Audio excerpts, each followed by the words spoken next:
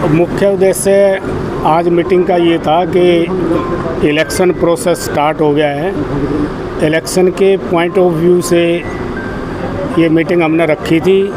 जो election commission की guideline है उसके हिसाब से ये आज मीटिंग रखी गई थी और कुछ क्राइम का हमने रिव्यू किया है। जो बैड एलिमेंट हैं, पीओ, बेल जंपर जो हैं उन पे कार्रवाई करने के लिए और इलेक्शन में जो हमने स्टेप लेने हैं कार्रवाई करने के लिए, उसके उद्देश्य से ये मीटिंग रखी। सर, क्या कोई सेंसिटिव एरिया भी चिन्हित किए गए हैं? हाँ, वो अभी वनरेबल जो बूथ हैं वो पहले ही चिन्हित किए गए हैं और आज की मीटिंग में भी ये डायरेक्शन दी है कि कोई और आपने ऐड ऑन कराना है जो आपको नज़र आता है कि भाई पिछले हिस्ट्री देख करके या कोई नई इनपुट हमारे एसएचओ के पास, एसीपी के पास और डिवीज़न डीसीपी के पास है तो उसको और ऐड ऑन कर सकते हैं हम। वो इनको डायरेक्शन दी है। उसमें अगर कोई इनपुट आता है कि भाई वनरेबल कोई और है, क्रिटिकल बूथ अगर वो देखना है तो उसमें ऐड ऑन कर देंगे।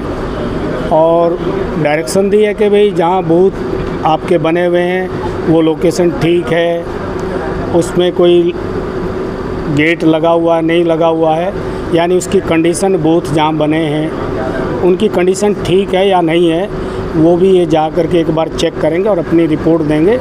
अगर कोई चेंज कराना पड़ेगा तो ये चेंज कराएंगे, अदरवाइज़ उन्हीं को रहने देंगे। ऐसा अभी डायरेक्शन दी है इनको। हरियाणा में इलेक्शन को लेकर सेंटर से भी फोर्स मांगी गई है। क्या फरीदाबाद को लेकर भी ऐसी कोई है क्या यहाँ के लिए फोर्स? हाँ, हमारी कल 3 कंपनियाँ आ जाएंगी पैरामिलिट्री फोर्सेस की। उनसे हम जो गाइडलाइन है उसके हिसाब से उनको पेट्रोलिंग है, नाका है, चेकिंग है, उनसे वो ड्यूटियाँ ली जाएंगी।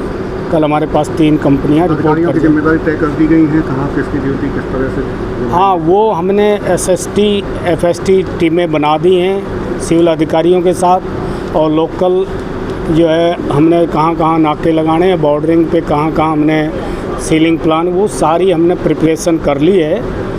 और हमें उम्मीद है कि और पूरी मुस्तैदी के साथ बिल्कुल फ्री एंड फेयर इलेक्शन हम कराने में हमारी फोर्स सक्षम है, हमारे अधिकारी भी सक्षम। क्या संदेश है आपकी तरफ? जनता के लिए ये संदेश है कि इलेक्शन में किसी को कोई इन्फ्लुएंस ना करे और ज़्यादा से ज़्यादा वोट डालने के लिए बूथ पे आएँ, अपने मत का प्रयोग करें। और हमारी पुलिस की तरफ से उनको यही आश्वस्त करते हैं कि किसी भी तरह कोई भी जो आपको परेशानी नहीं होगी और कोई आपको परेशान इस संबंध में कर रहा है या कोई आपको लगता है कि हम उसके साथ बिल्कुल प्रोटेक्शन के साथ खड़े हैं, किसी भी प्रकार की उसको कोई परेशानी नहीं होने देंगे।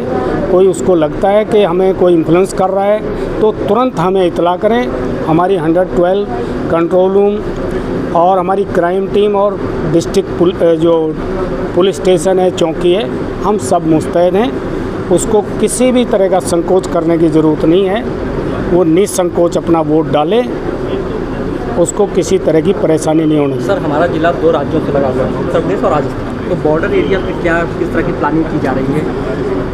अभी जो है बॉर्डरिंग एरिया में जो हमारे दिल्ली और साइड का जो उत्तर प्रदेश लगता है हमारे यहाँ, वहाँ हमारी उन अधिकारियों के साथ जो है मीटिंग होगी और वो कई लेयर की मीटिंग है। पहले एसएचओ लेवल की है, फिर एसीपी और फिर डीसीपी और सीपी लेवल की मीटिंग होंगी।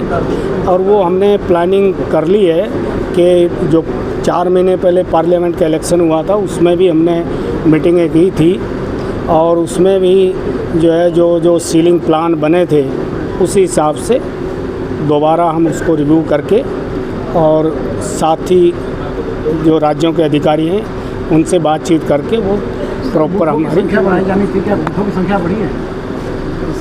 वो अभी डीसी साहब का बताएंगे वो कि कोई संख्या बढ़ी है नहीं बढ़ी है, वही बता पाएंगे।